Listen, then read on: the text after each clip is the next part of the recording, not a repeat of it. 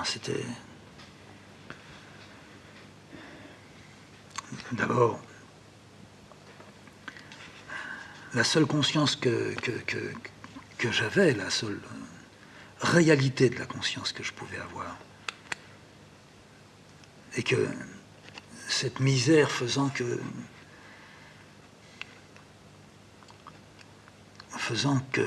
cette souffrance qui nous habitait était masquée ou recouverte par une souffrance apparente à laquelle nous ne faisions pour ainsi dire pas attention. Mais je savais ce qui s'était passé, enfin. D'abord parce que on l'avait vécu, on le vivait, et quelque chose était extrêmement visible.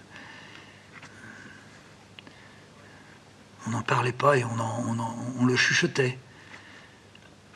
Ça avait été une grosse chose que de se retrouver comme on se retrouvait.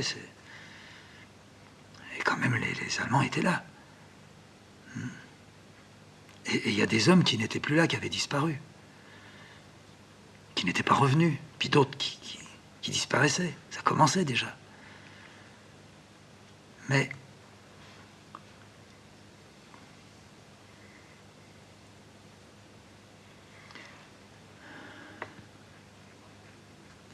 moi, je peux dire,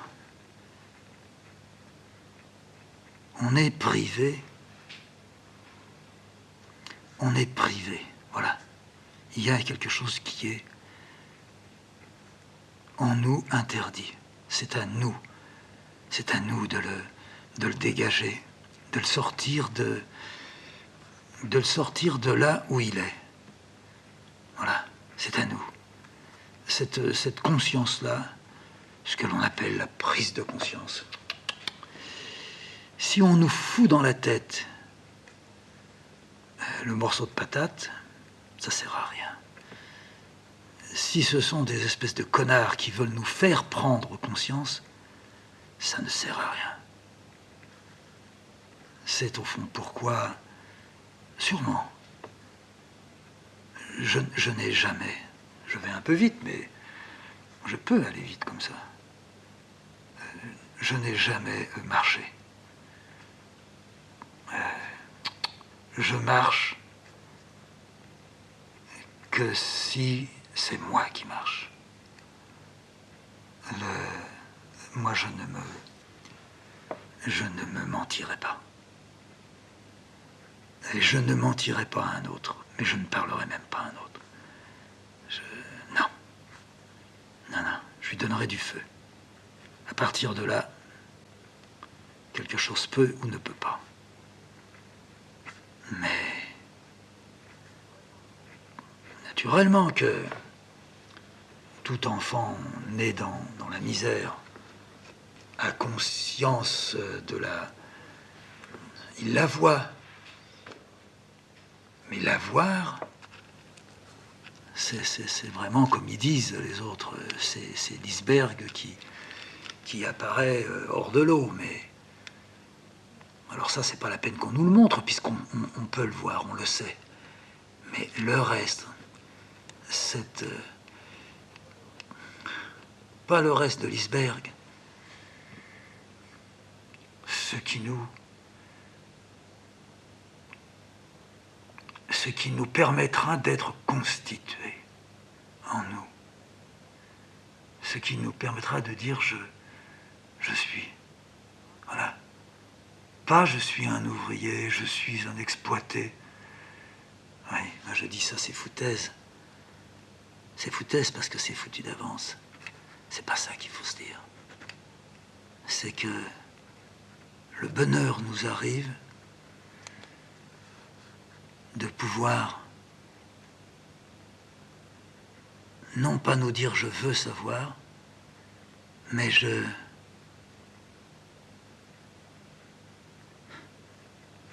été touché par. Oui, j'ai été touché. Oui. Après, bon, ben, tout peut venir ou ne pas venir. avoir posé son doigt sur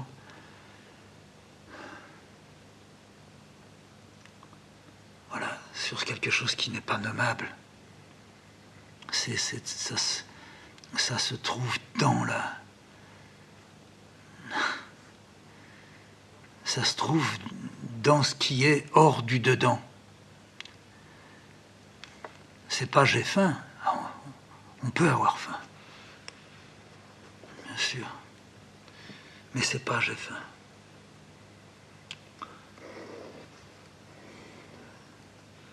C'est... Je sais que là... Je sais qu'avant la faim, il y a ça qui existe. Ouais. Alors ça s'appelle la souffrance. C'est pas la souffrance d'avoir faim. C'est qu'avant d'avoir faim, il y a eu la souffrance. Tu vois?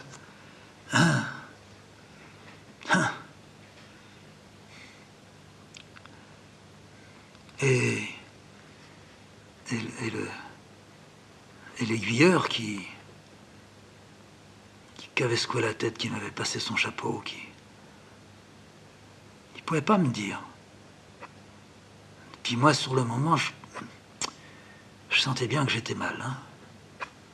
Mais pas mal parce que j'étais gêné, non. Mais si j'avais été gêné, et quand j'ai découvert que j'étais gêné, une semaine, je sais pas combien, mais chez moi tout seul, je l'ai découvert. J'ai découvert que j'étais gêné.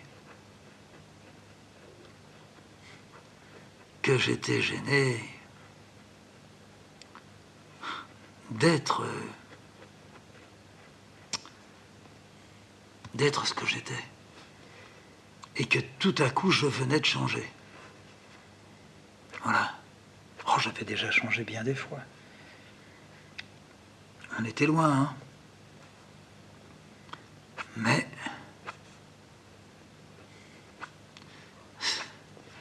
c'est pas un petit événement ou un immense événement comme ça qui fait que... Non, non. C'est inexplicable, ça. Ça... On s'en rend pas compte. On peut pas se le dire. Sans doute que c'est ce qui participe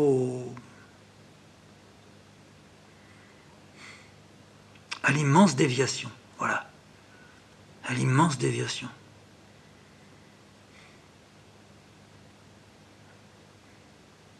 Ouais. Je me souviens parce que hier encore c'était ça, et puis demain ça sera encore ça. Mais je me souviens, j'avais grand besoin de me faire des grimaces. Quand j'étais petit, puis après quand j'ai été jeune, et puis ensuite quand je suis devenu un homme. Et puis maintenant, ça veut dire que je ne suis pas encore devenu un homme. Mais je me fais encore des grimaces.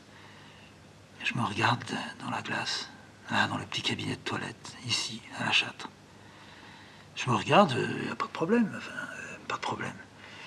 Je viens de me foutre de la crème sur la joue, et puis je vais me raser, je prépare mon rasoir. Et puis, je sais pas, enfin bon, quoi. Je pense à rien, ou je pense, je sais pas. Je me lave, enfin voilà, je suis un homme qui se lave.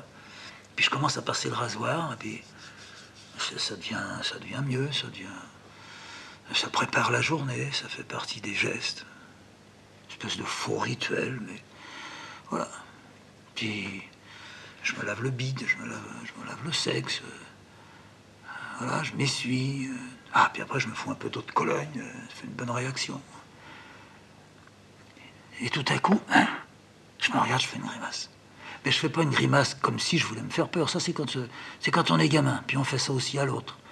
On sort la langue, on retourne la langue là où il y a des veines.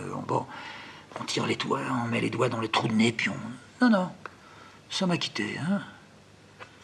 Mais ce qui m'a pas quitté, c'est souvent la grimace que je fais parce que je suis en train de mourir.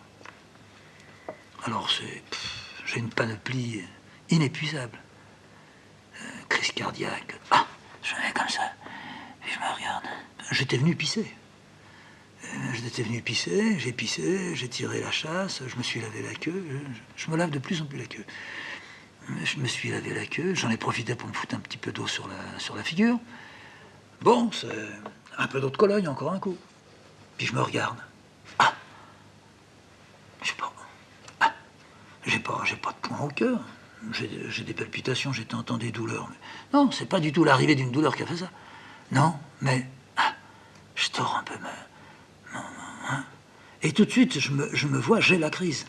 J'ai la crise. Mes yeux ne me voient plus, là. Ils travaillent pour eux-mêmes. J'en ai un qui se ferme un peu, l'autre qui se dilate, il se renverse. J'ouvre la bouche, je ne peux plus respirer. Je mets ma main là. Puis un instant, je me regarde. Je redeviens vraiment moi. Et je reste là où j'en suis. Ça sera comme ça. Ouais. Puis je reviens. Puis j'oublie. Puis on n'en parle plus. Puis je vais rester pendant 2 semaines sans mimer la crise cardiaque. Mais je vais par contre, tout à coup, me trouver dans la peau de celui qui vient de recevoir une rafale dans la poitrine. Je me couche devant sur mon dessin. Oh les vaches, merde. J'étouffe, une douleur insupportable, mais que je peux pas connaître. Mais je fais comme si elle était insupportable. J'avais mis ma main, je regarde, c'est tout dégueulasse de sang. Puis je tombe sur ma feuille de papier. Puis ça y est, c'est fait. Je fais ça sans doute depuis 60 ans. Ah ça, j'ai un répertoire de grimaces. C'est pas fini, il est vaste, alors il va continuer, il va y en avoir d'autres choses. Mais aussi la grimace, parce que je suis coincé dans la voiture, elle vient d'être tournée par un poids lourd et tout grille. Il y a beaucoup de grimaces comme ça. Mais, c'est...